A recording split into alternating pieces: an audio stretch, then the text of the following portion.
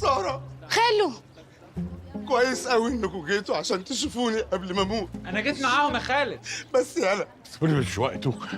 ما تنزل يا خالد بقى، بطل هبل بقى. لا مش نازل غير لما الست دي تمشي من هنا، ولحد ما ده يحصل انا عايز سان بلوك عشان الشمس حرقتني، وكوبايه ميه ساقعه عشان مش عايز اموت ولا عطشان. حاضر. والله لو حدا فيكم اتحرك وطلع له كبايه مي راح اذبحه وعبي دم بنفس الكبايه واشرب له اياها قبل ما روحه تطلع لباريها. ايه التركيبه دي؟ الست دي خيالها واسع جدا. لا دي مش خيال، دي حقيقة، هي بتعمل كده فعلا. ايه يا شيخ؟ يا شيخ ما تفارقينا بقى، ما تمشي امشي. اخصى عليك حبيبي، امشي خلاص. انزل خالد وما راح اعمل لك شيء. لا ده انت هتعملي شي وشويات كمان، هو انا مش عارفك؟ انا زهقت منك بقى ومن ألاعيبك دي. انا زهقت بقى من الضرب والاهانه وقله القيمه. انا على جسمي علامات وجروح مش عايزه تخف لحد النهارده. امشي. غازي بقول لك ايه، ما تقول لها حاجة ونلم الليلة. لا دي ما اقدرش اكلمها دلوقتي، بس تقريبا انا عندي فكره تانية. ايه؟ انا ممكن اطلع فوق واروح زائق خالد وتروح انت لقفه من تحت عشان بقى ما ايه. تزقه وانقفه من تحت، هو قطة. لا بلاش سيره القطه يا ابراهيم. صح عندك حق.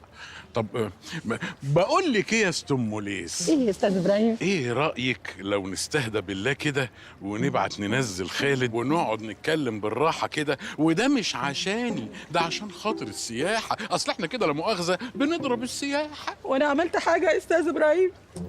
ما انا واقفه جنبك ساكته اهو، انا خايفه عليه اصلا. انت هتقولي لي ما انا عارفك ملاك. ايه ده بني ادم؟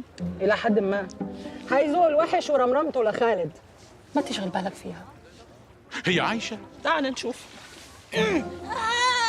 ايه ده هلا but not for too long. شور.